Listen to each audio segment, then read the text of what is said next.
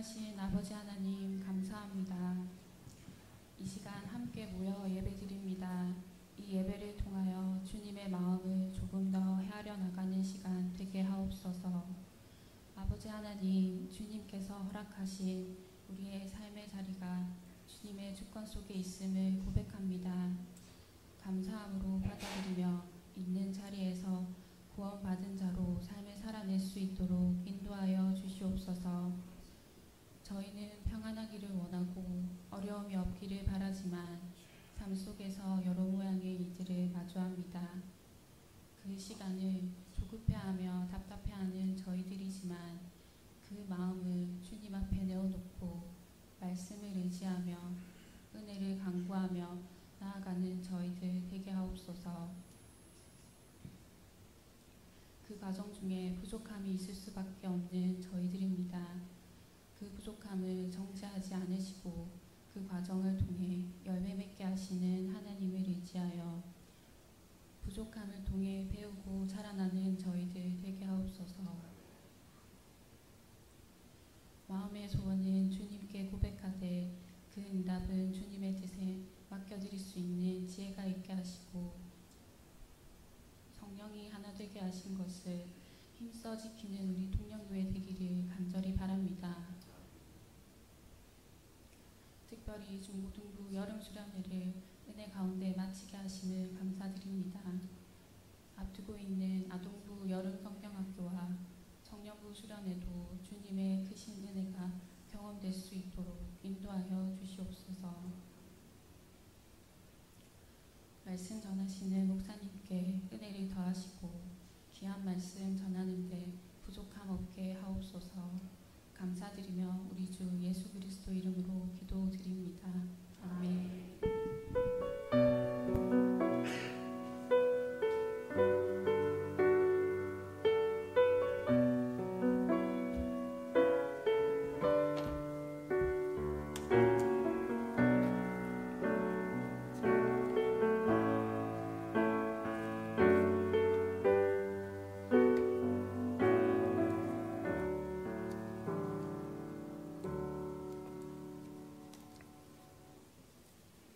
네, 옆에 분들 먼저 인사하시겠습니다.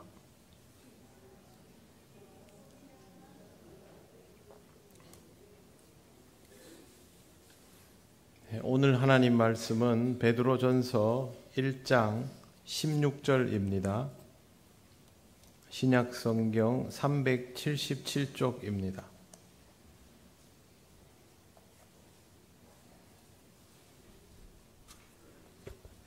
베드로전서 1장 16절 말씀,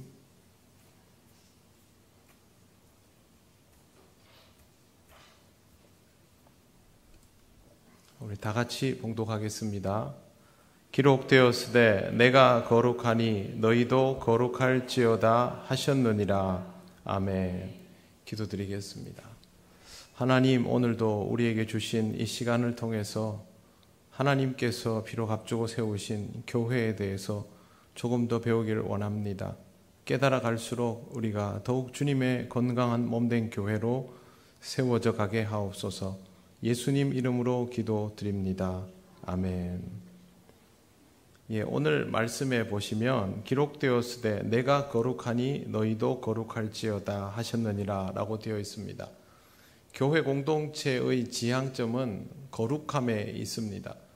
이 거룩함은 하나님에게만 있는 것인데 이것을 우리가 주님의 몸된 교회를 이룸을 통해서 우리가 품을 수 있는 것으로 그렇게 승화되어 나가는 겁니다. 그런데 교회 공동체로 모여서 살아가다 보면 우리가 별로 거룩하지 못하다라는 것을 발견하게 됩니다. 분명히 거룩함을 지향하는데도 불구하고 그 거룩함을 구현해내는 것은 우리의 노력으로는 안 된다라는 것을 깨닫게 되고 많은 시행착오를 거듭하게 됩니다. 이 시행착오를 거듭하는 중에 교회의 그 연약함들을 통해서 답답함을 느낀 사람들이 거룩함을 더욱 지향하기 위해서 그렇게 자기들끼리 그룹을 지어서 움직이는 사례가 역사 속에서 있었습니다. 그러면서 교회들이 서로 다른 형태로 나아가게 된 것이죠. 지금 몇 시간에 걸쳐서 교회에 대해서 처음에는 우리 장로교 또 그 다음에는 감리교에 대해서도 설명을 드렸고요. 오늘은 침례교에 대해서 설명을 좀 드릴 겁니다. 왜 이걸 설명을 드리냐 하면요, 이단들이 다 이런 교회들을 모태로 시작해서 변형되어 나왔기 때문에 그렇습니다. 그러니 기존의 교회에 대한 이해가 없으면 이단에 대한 이해도 선명해지지가 않습니다. 이단이 왜 이단인지를 모른 채로 그냥 이단이다 이러면 나쁜 사람들 이러고 마는 것이죠. 그런 형태보다는 제대로 된 이단의 이해가 우리에게 좀 필요합니다. 오늘은 침례교에 관한 이야기를 좀 하겠습니다. 침례교, 통영에도 침례교가 있죠. 네, 대표적인 교회가 꿈과 사랑의 교회로 알고 있고, 우리 교회의 예전 예배당터도 침례교회가 있던 자리였던 것으로 그렇게 알고 있습니다. 침례교는 그들 스스로는 침례교의 역사는 기독교의 역사다라고 말합니다. 왜 그러냐 하면 예수께서 세례를 베푸실 때 그 세례라는 말이 헬라어로 밥티조인데요. 지금 영어로 하면 침례교도들을 베프티스트라고 하는데 똑같은 어원입니다. 침례, 물에 담근다, 잠기게 한다라는 뜻이 헬라어로 밥티조입니다. 거기에서부터 나왔기 때문에 우리는 예수님의 공생애에서부터 기원을 가지고 있다라고 말합니다. 예수님 시대의 세례는 일반적으로 그렇게 요단강가에 가서 사람을 물에 잠궜다 꺼내는 것으로 이루어졌었습니다. 이러한 것들을 나중에 이제 교회가 조금씩 변해 나가면서 침례에 대한 것이 세례로 바뀌게 됩니다. 여기에서부터 갈등이 빚어지게 되었습니다. 침례가 맞다, 세례도 괜찮다, 이런 식으로 의견이 갈리게 된 것이고요. 기독교가 로마 제국에서 국교로 공인되면서부터 점점 더 세례의 영역이 커져가고 침례의 영역은 약화되기 시작합니다. 거기에다가 침례교도에서는 침례교 예전부터 침례를 주장하는 사람들은 공통적으로 강조했던 것이 있습니다. 유아 세례를 부정한 것입니다. 신앙 고백은 자기가 해야 되는 거지 애가 뭘 안다고 그러느냐 해서 그렇게 하면 의미가 없다라고 그렇게 주장을 하면서 이게 또 교리적으로 충돌이 일어나게 되고 많은 사람들이 죽기에 이릅니다. 로마 가톨릭 교회는 이 침례를 주장하고 유아 세례를 부정하는 사람들을 제세례파, 제침례파라고 불러서 굉장히 많이 죽였습니다. 16세기까지 5천만 혹은 6천만 정도가 죽었던 것으로 그렇게 알려지고 있습니다. 그럼에도 불구하고 이 침례를 주장하는 사람들은 유대인들이 가지고 있었던 세례의 풍습이 침례였다라는 것, 그리고 성경에서 예수님께서 행하셨던 방식이 침례였다라는 것 때문에 이 침례의 중요성에 대해서 굉장히 강조를 합니다. 개신교에 있어서 또 신약 시대에 있어서 중요한 건 물세례가 아니라 성령 세례이지요. 그럼에도 불구하고 침례교는 유독 이 세례의 행위에 대해서 강조점을 많이 두고 있는 교단이다라는 것은 먼저 이해할 필요가 있습니다. 침례교의 역사는 굉장히 오래되었습니다. 1612년 종교개혁 운동이 약 100년쯤 다 되어갈 무렵에 토마스 헬웨이스라는 사람에 의해서 영국에서 처음으로 시작을 했습니다. 침례교회는 유명한 사람들이 좀 있습니다. 철로역정을 쓴 존 버년, 그리고 유명한 설교자인 스펄전 목사님이 침례교 출신입니다. 1639년에 미국이 이제 영국에 의해서 식민 통치를 받을 무렵에 미국 지역에 제일 쉽게 뿌리를 내린 교회가 침례교입니다. 우리 장로교는 영국에서 이제 스코틀랜드 장로교가 세워지고 이 스코틀랜드 장로교도들 중에서 거기에 상황들이 맞지 않은 사람들이 네덜란드로 이주를 했다가 그 지역에서 미국으로 넘어가는 그런 형태였는데 반해서 이 사람들은 영국 왕으로부터 허락을 받아서 그 미국 영토의 그 식민지이죠. 지금의 미국이 그때는 영국 식민지였으니까 그 영토에 바로 교회를 세울 수 있게 되었습니다. 그래서 미국에서 사실은 침례교의 역사가 제일 빨리 시작되었다라는 것을 알 수가 있습니다. 토마스 헬위즈라는 사람으로부터 시작된 이 침례 교도들도 네덜란드로 이주해서 넘어온 사람들도 많이 있었고요. 침례교는 1700년대에 급성장하게 됩니다. 이때 이제 조금 전에 말씀드렸던 유명한 인물들도 배출이 되었습니다. 침례교의 기원을 자신들은 세례 요한부터라고 말을 합니다만 그것보다는 영국 교회에서부터 분리되어 나왔다라고 보는 것이 제일 정통합니다. 국가교회, 성공회가 영국 국가교회인데 거기에서 이제 맞지 않다고 생각해서 나온 한 무리가 감리교 그리고 침례교가 또 다른 형태로 나오게 되었습니다. 침례교는 우리 장로교하고는 성향이 상당히 많이 다릅니다. 회중교회의 성격을 띠고 있습니다. 우리 장로교는 장로 제도가 굉장히 중요하고 장로라는 지도자에 의해서 교회가 다스려지도록 구성이 되어 있지만 침례교는 회중교회라서 수평적인 구조로 되어 있습니다. 그래서 목사와 평신도들이 수평적으로 신앙생활을 같이 하는 구조로 되어 있습니다. 그래서 원래 침례교는 장로가 없습니다.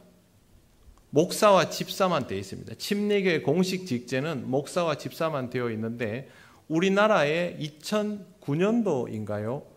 침례교에도 장로가 생겼습니다.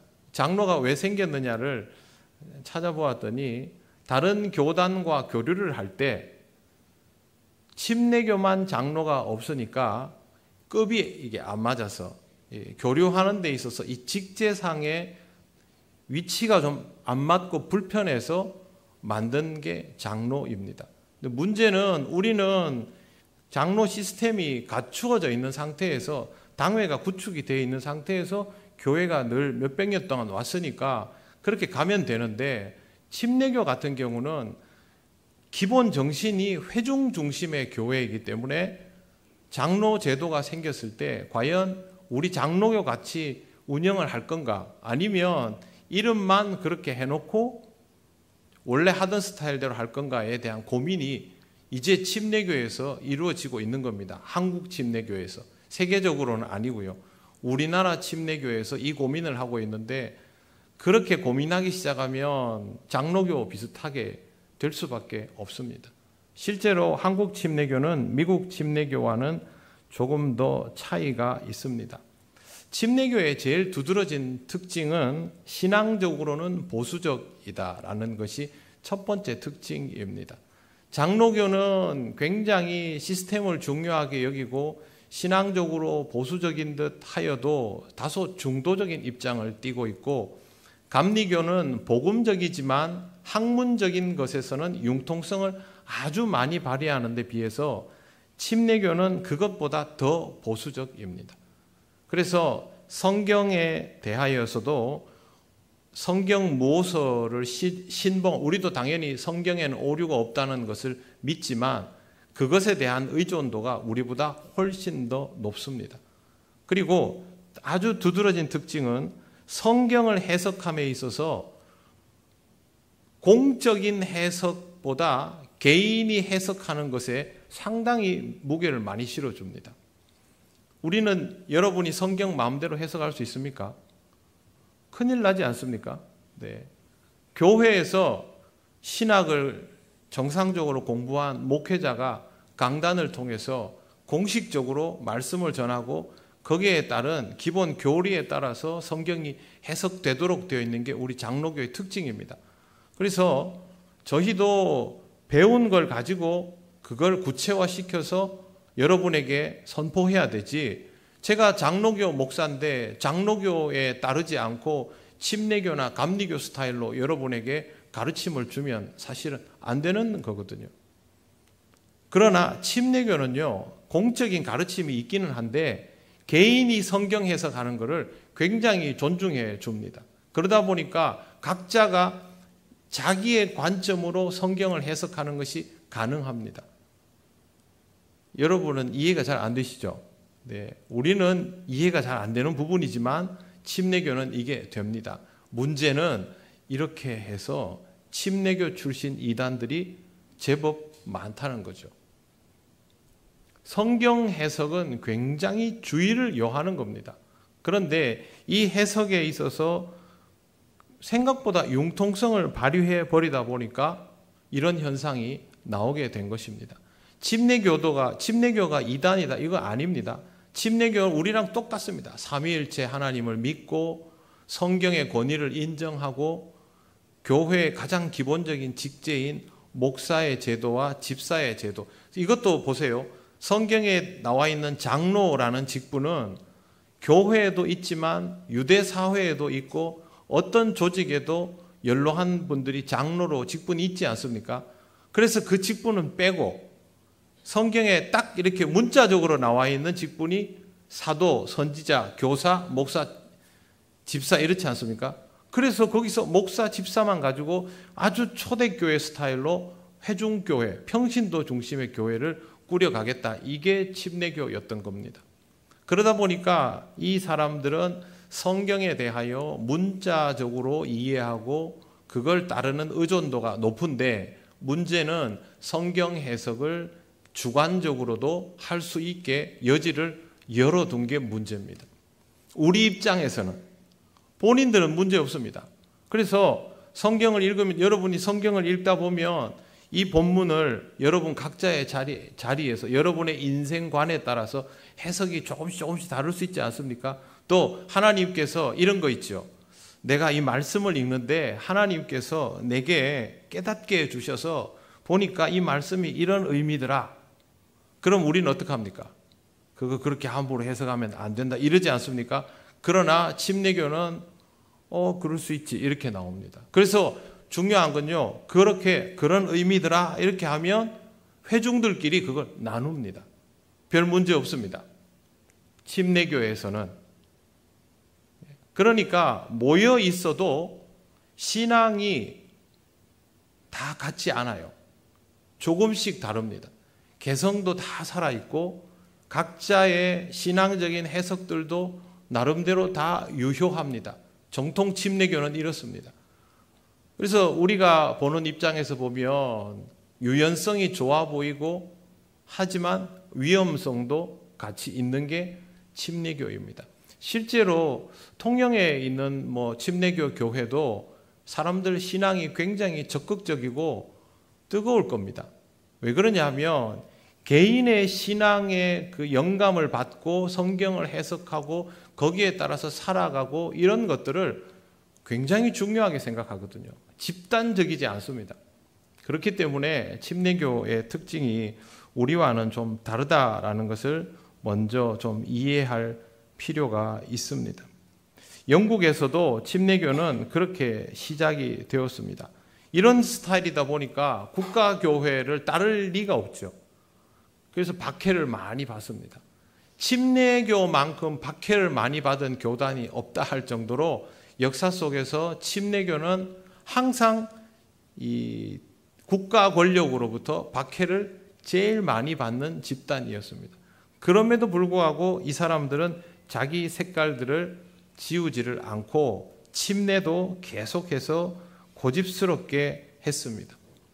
자, 국가교회에서 박해를 제일 많이 받고 공식적인 큰 틀보다는 각자가 가지고 있는 신앙적 개성들이 더 존중되고 이러면 이 집단이 그러니까 중앙 집중적인 그런 교단을 형성하는 게 쉽겠습니까? 어렵겠습니까? 어렵지 않습니까? 그래서 침례교는요, 항상 국가와 가까이 있지 않고 서민들과 가까이 있습니다. 장로교는 국가와 가까이 있습니다. 늘 국가의 지도자를 만들어내고 그 지도자 옆에서 조언을 하고 안 되면 간섭을 하고 압력을 행사하고 그런 특징을 가지고 있는 게 장로교였습니다. 지금도 장로교는 그렇습니다. 그런데 침례교는 국가 권력과 안 친합니다.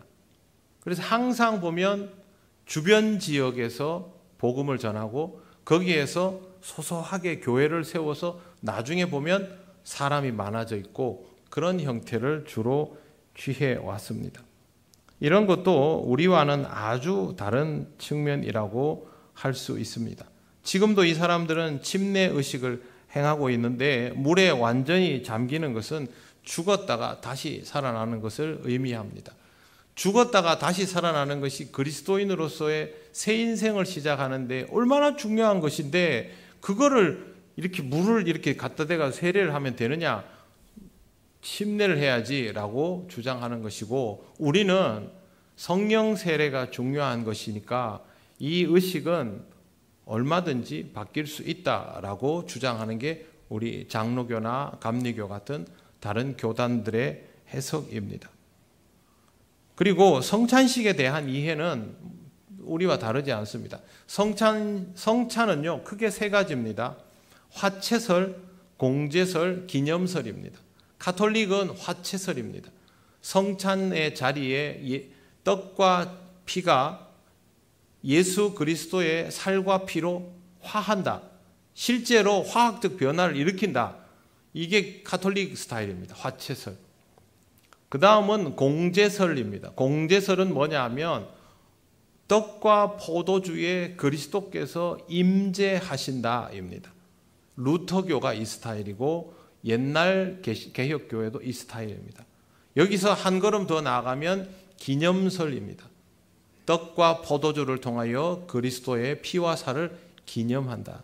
우리는 공제에서 기념으로 넘어온 사람들입니다. 그래서 우리는 기념설을 지키는데 침례교도 침례를 한다는 것이 우리와 차이가 있지 성찬에 대한 이해는 우리와 똑같습니다. 여러분 우리 성찬식 할 때 그리스도를 기념하라. 이게 핵심입니다. 그래서 성찬보에 보시면 나를 기념하라 이렇게 써져 있습니다. 그냥 써져 있는 것이 아니고 그런 특징이 있습니다.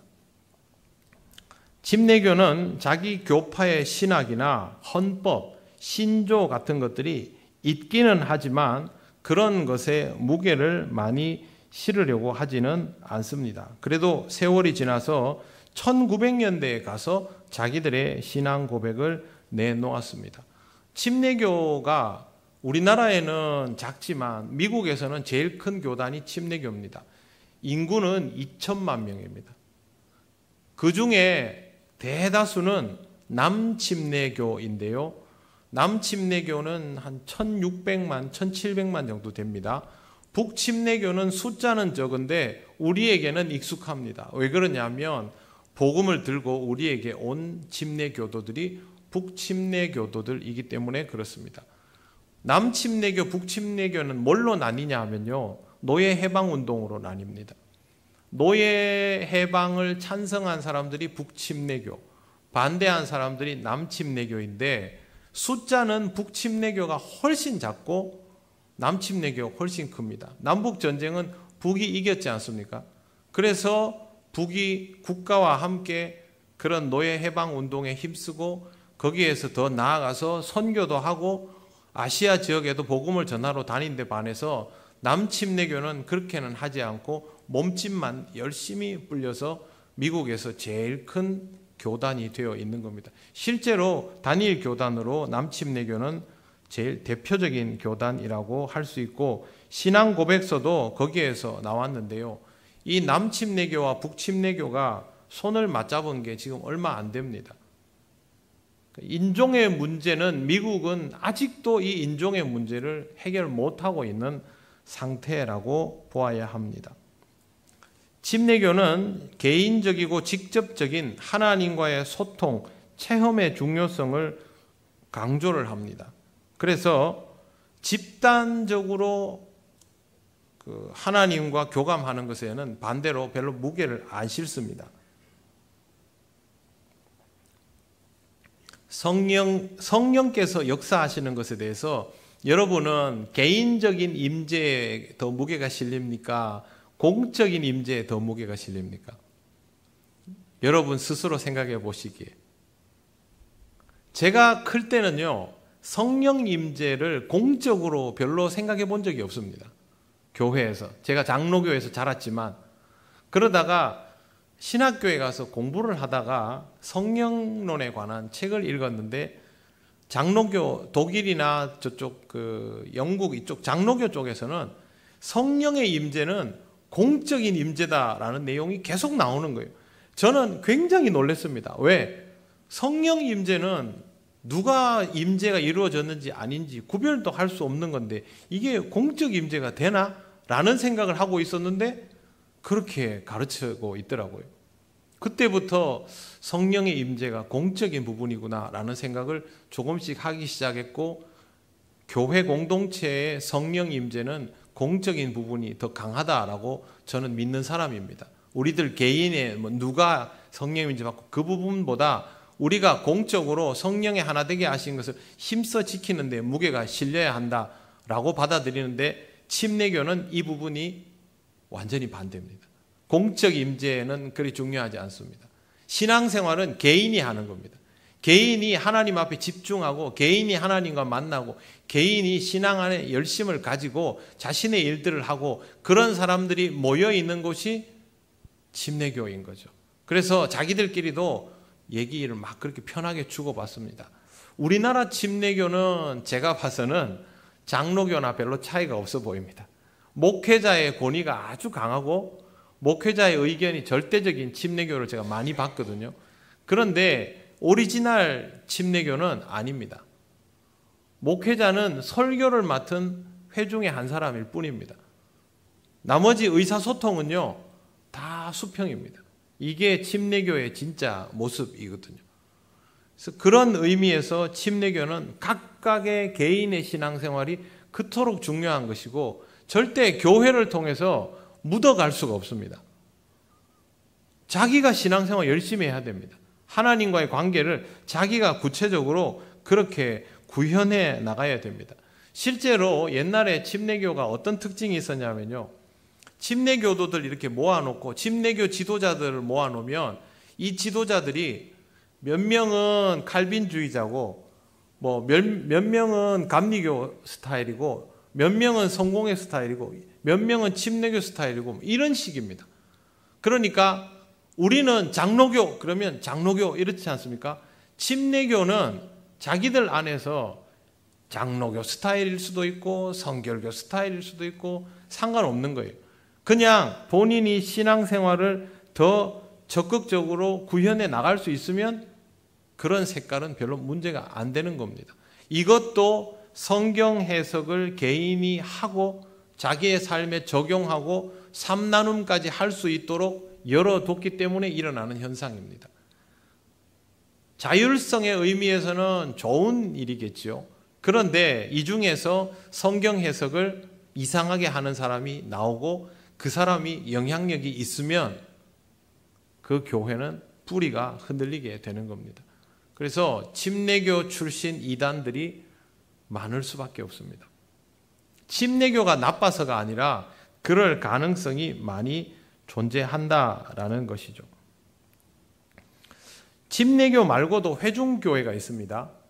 침례교도 회중교회인데 회중교회라는 이름이 또 하나 있는데 이 둘은 아주 다릅니다. 회중교회는 국가의 뜻을 잘 따르는 회중교회입니다. 침례교는 국가의 통제를 별로 받고 싶어 하지 않는 교회 공동체입니다. 그래서 똑같이 회중교회라도 이 둘은 성격이 좀 다른데 우리나라에 들어와 있는 침례교는 원래 침례교 쪽이죠. 그러나 어떤 교단이든지 그 나라에 들어가면 그 나라가 가지고 있는 교회의 주류적 특징에 영향받습니다. 우리나라에서 대표적인 교단은 어디입니까? 장로교 아닙니까? 그러니 우리나라에 들어오는 모든 교단들은 시간이 지날수록 장로교의 영향을 받습니다. 그래서 침례교회가 장로를 세우는 것도 그런 것이고, 실제로 여러분들이 지인들이 있는 교회나 휴가철이 돼서 다른 지역에 다른 교단의 교회를 가봐도 우리가 예배 드리는 거랑 크게 차이가 없어 보이네 라고 하는 이유는 한국 교회의 표준이 사실상 장로교이기 때문에 그렇습니다. 그렇다고 해서 세계 교회가 다 장로교가 표준이냐? 그건 아닙니다. 미국에 가면 침례교나 감리교가 장로교보다 훨씬 강세를 띠고, 영국에는 성공회가 강세를 띠고, 독일에 가면 루터교가 강세를 띠고, 지역마다 전부 다릅니다. 우리나라에서는 장로교가 훨씬 강세를 띈다라는 것을 말씀을 드립니다. 우리나라의 침례교는요, 다른 1889년 그때 처음 들어옵니다. 역시 인천을 통해서 들어오는데 침례교의 대표적인 인물이 있습니다. 이 사람도 캐나다 출신인데요. 미국이 우리에게 복음 많이 전해준 것 같은데 의외로 선교사님들 보면 캐나다 출신들이 많습니다. 우리나라에 들어온 선교사들이. 그리고 이 캐나다 출신이 많다는 말은 무슨 뜻이냐 하면, 미국 남과 북을 나누면 남부는 우리한테 별로 관심이 없었습니다. 남북 전쟁 이후에 자기들의 영역을 지켜나가는 일이 더 급했고, 그 안에서 자기들 교회를 지키고 남부의 그 백인들 위주의 세력을 지키는 데 관심이 많았고요. 북부 지역 사람들은 이렇게 선교 사업에 신경을 많이 써서 우리가 익숙하게 아는 것도 미국 북장로교, 또 캐나다 장로교, 또 캐나다 쪽에 있는 침례교, 이런 사람들이 많습니다. 이 사람이 이름은 펜윅입니다. 펜윅. 우리말로 그냥 읽으면 펜윅인데요. 1889년에 우리나라에 들어오게 됩니다. 10개월 정도 서울에 있으면서 우리말을 익히고, 그때부터 조금씩 순회 전도를 하기 시작했습니다. 그리고 캐나다에 다시 들어갔다가 공부를 해서 다른 사람들과 함께 우리나라에 들어왔습니다. 처음에 우리나라에 왔을 때는요, 쉽게 선교 사역이 되지를 않았습니다. 왜 그러냐 하면 우리나라에 들어와서 자리를 잡은 것이 장로교, 감리교가 자리를 잡았기 때문에, 장로교, 감리교가 우리나라에 와서 복음을 전하고 나중에 뭘 하냐 하면요, 선교 지역을 분할을 합니다. 장로교는 어느 지역, 감리교는 어느 지역. 근데 여기에서 침례교가 주도권을 가지지를 못합니다. 그래서 우리나라 본토 안에 선교하기에 좀 더 수월한 영역은 장로교, 감리교가 거의 다 확보를 합니다. 이 지역에 장로교가 많지 않습니까? 그런데 윗지방 가면 또 감리교가 많거든요. 침례교는 어디에 많냐면요, 변방에, 해안가, 그 다음에 이제 국경 가까운 곳. 근데 저는 그렇게만 알고 있었는데 그게 아니고요.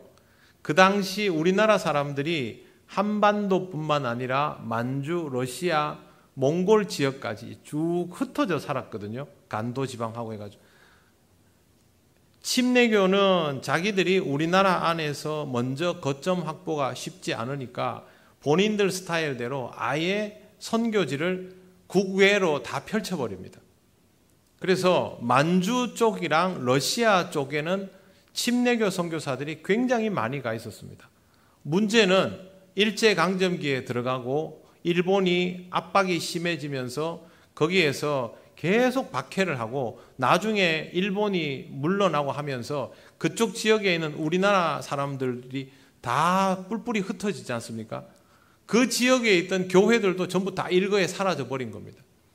그래서 침례교가 굉장히 넓은 영역에 전도를 했지만, 교회도 세웠지만 지금은 흔적을 찾아보기 어렵게 돼버리고, 대한민국 안에서의 대부분의 침례 교회들은 대도시에는 물론 대형 교회들이 있겠지만 주로 보면 해안가에 침례 교회들이 많이 포진이 되어 있습니다. 펜윅 선교사가 10년 정도 이 침례교 전체 지도자, 감목이라고 합니다, 역할을 하고, 그 다음에 우리나라 사람에게 이 자리가 넘어가게 됩니다. 침례교는 좀 독특한데요, 이름도 자기들이 여러 번 바꿉니다. 처음에는 대한기독교회라고 했다가 자꾸 저항을 하니까 일제가 대한이란 말을 못 쓰게 해서 1921년에는 동아기독교회로 이름을 바꾸는데, 그때 어떤 일이 발생하냐면요,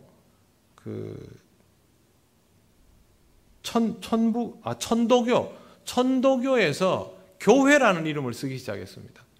천도교도 교회라고 이름 쓰거든요. 종교 모임이니까 교회라고 쓸 수 있죠. 근데 침례교에서 교회라는 이름을 쓴다 해서 그럼 우리가 안 쓸란다 해가지고 동아기독교가 아니고 동아기독대, 수비대, 공격대 이런 것처럼 기독대라고 이름을 바꿉니다. 그래서 이름을 바꿔서 한 7년 정도 있다가 다시 동아기독교로 이름을 바꿉니다. 우리 경남 지방에 보면 그 고려파죠. 고신이 신사참배에 극렬히 반대를 하면서 많은 박해를 받고 했지 않습니까? 신사참배에 극렬히 반대한 또 한 집단이 침례교입니다. 그래서 고신도 굉장히 많이 박해를 받았지만 침례교도 아주 많이 박해를 받았습니다. 그래가지고 교단 지도자 32명이 함흥형무소 감옥에 일시에 투옥당하고, 그 중에 대표인 감목 전치규 감목이 옥중에서 순교합니다. 그리고 1944년 5월 10일에 교단 해체 판결을 내려버립니다. 일제가. 다른 교단은 신사참배를 하는 데도 있고 안 하는 사람도 있고 이게 막 섞여 있고, 그 다음에 역사에 보면 각각의 교단들 보면 교단마다 이 친일 앞잡이들이 있어가지고 그렇게 명맥이 유지가 됐는데, 이 침례교는 그냥 통째로 계속 저항만 하니까 판결을 해서 교단 해체령을 내려버립니다. 그렇게 해서 전국에 있는 침례교가 예배와 집회를 금지당하면서 교회들이 다 깨져버렸습니다. 1945년 광복으로 일제가 물러나기는 했는데요, 교단이 해체가 됨과 동시에 침례교 교단 재산을 싹 몰수해가지고 일제가 국방헌금으로 다 내버린 거예요. 그러니까 침례교는 순식간에 빈털터리가 되고 교회도 다 문을 닫는 굉장히 최악의 상황에 처해지게 됩니다. 1년 뒤 1946년에 교단 지도자들이 모여서 재건회의를 소집하고 여기서부터 다시 침례교를 시작을 했습니다. 예천을 중심으로, 경북 예천. 지금도 울진, 예천 이쪽에 가면 침례교회들이 좀 있습니다. 여기서 다시 교회를 시작을 했고요. 우리나라에서 침례교는 장로교, 감리교, 성결교 다음으로 큰 교세를 가지고 있고요. 한인교회 통계는 침례교, 장로교 다음으로 침례교가 제일 큽니다. 미국에서는.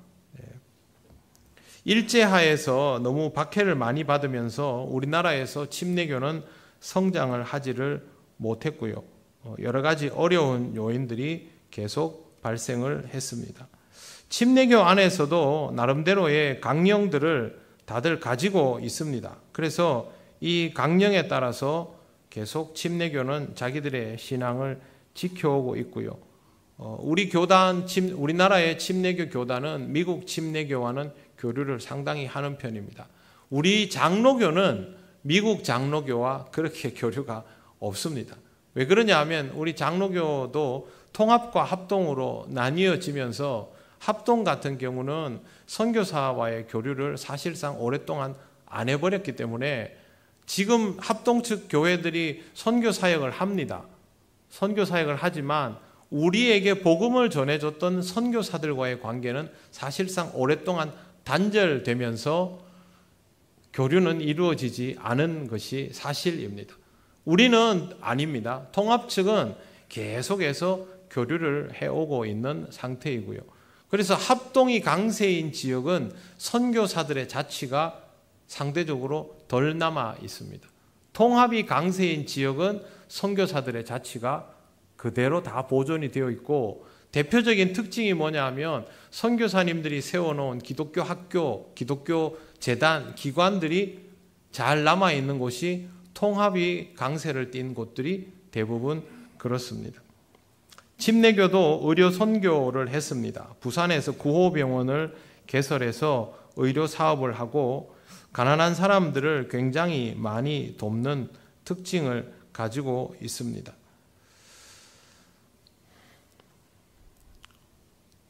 침례교도 총회가 분열되는 그런 일이 있습니다. 하여튼 우리나라는 이런 교단 분열의 역사가 계속 있어 왔고요. 지금은 침례회 연맹 2개로 되어 있는데요. 이름은 여러분 알아두시는 게 좋습니다. 대한기독침례회와 기독교 대한침례회, 우리는 구별하기도 좀 어려운데 이 둘이 갈라졌다가 합쳐졌는데, 그 구원파를 보시면 복음침례회라는 이름이 붙어 있는 걸 볼 수 있습니다. 그래서 구원파에 붙어 있는 이 명칭과 대한기독교 침례회라는 이름은 여러분이 잘 구별을 하셔야 됩니다. 혹시 자녀들이 다른 지역에 가가지고 교회를 정하다 보면 당연히 1순위는 우리 교단 교회가 되겠지만, 만약에 그 지역에 그런 교단 교회가 없다 싶을 때는 건강한 교단의 교회를 찾아야 하지 않습니까? 그때 이 구원파 같은 이런 경우들을 아주 주의를 해야 되는 것이죠. 그래서 침례교, 다른 교단들도 마찬가지지만 특히 침례교는 명칭을 좀 주의해서 바라볼 필요가 있습니다. 대한기독교 침례회입니다. 대한기독교 침례회. 대한기독교라는 명칭도 있는데요. 대한기독교 침례회가 제일 공식적인 명칭이라는 것을 알려드립니다.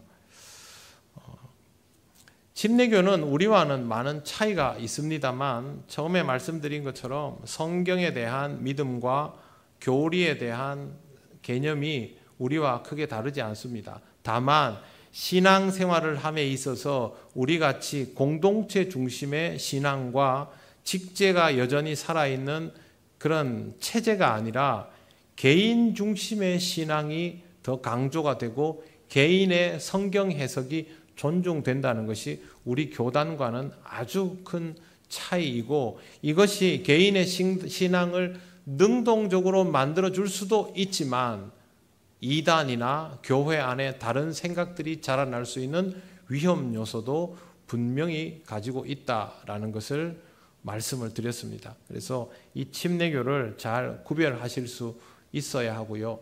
다음 시간에는 성결교와 구세군까지를 설명을 드리고, 그 다음 시간부터는 이단에 대한 설명들을 하나씩 해드리겠습니다.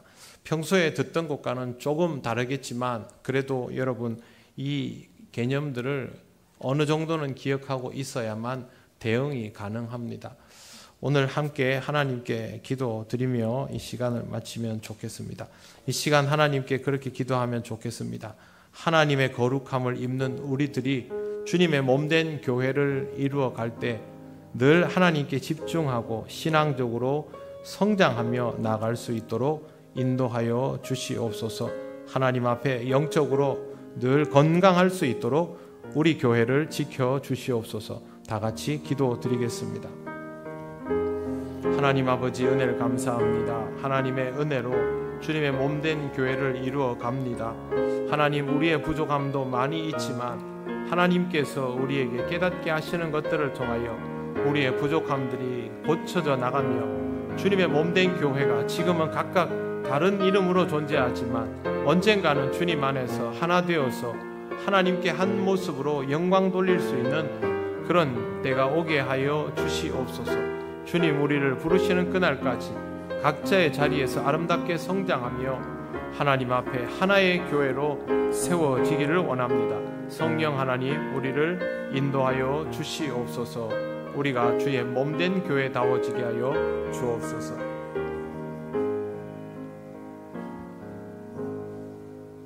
하나님, 은혜를 감사합니다. 각 교단의 많은 다양성 속에 우리들의 한계도 다 있는 것을 압니다. 하나님 아버지, 지금은 다들 다른 모습으로 있는 듯하여도 우리가 다 주님의 몸된 교회이오니 우리들 각자의 부족함들을 발견할 때마다 더욱 주님께 가까이 나아가는 교회들 되게 하셔서 주님 부르시는 그 날에 하나의 교회로 하나님께 영광 돌리며 하나님 나라를 이루어가는 주의 몸된 교회 되게 하여 주옵소서.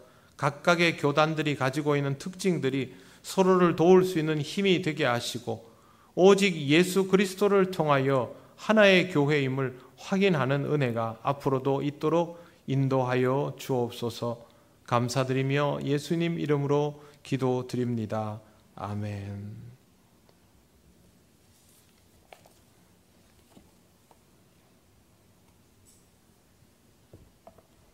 네, 좀 전에 함께 기도한 것처럼 여러분 교단은 다 나뉘어져 있고 개성이 강하다 할지라도 주님의 몸된 교회는 주님 오시는 그때에는 하나의 교회여야 합니다. 우리들의 부족함과 또 다른 교회들의 장점들을 잘 보면서 그렇게 점점 더 성장해 나갈 수 있도록 기도하시고 또 그렇게 헌신하시기를 바랍니다. 교회 소식 알려드립니다. 중고등부 여름수련회가 경일대학교 위미션 캠프로 2박 3일 동안 진행되고 오후에 모두 무사히 잘 돌아왔습니다.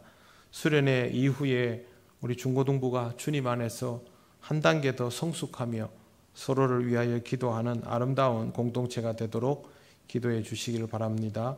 이번 주 금요일부터 주일까지 아동부 성경학교가 우리 교회에서 있습니다. 청년부는 8월 13일 주일에 수련회가 예정되어 있습니다. 식당 정기공사로 인해서 여름 기간 동안 점심 식사는 쉬고요. 오후 예배는 12시 30분으로 당겨서 드려집니다. 착오 없으시기를 바랍니다. 남선교회 연합회 28회 2차 실행위원회 및 학예수련회가 29일 토요일 오전 10시 30분부터 오후 3시까지 고성 엘림 농원에서 있습니다. 유경숙 집사님 발인이 월요일 아침에 있었습니다. 가족들 위해서 여러분 많이 기도해 주시기를 바랍니다. 다른 광고는 주보를 참조해 주시기 바랍니다. 이제 우리 다 같이 주님께서 가르치신 기도를 올려드립니다. 하늘에 계신 우리 아버지, 아버지의 이름을 거룩하게 하시며 아버지의 나라가 오게 하시며 아버지의 뜻이 하늘에서와 같이 땅에서도 이루어지게 하소서.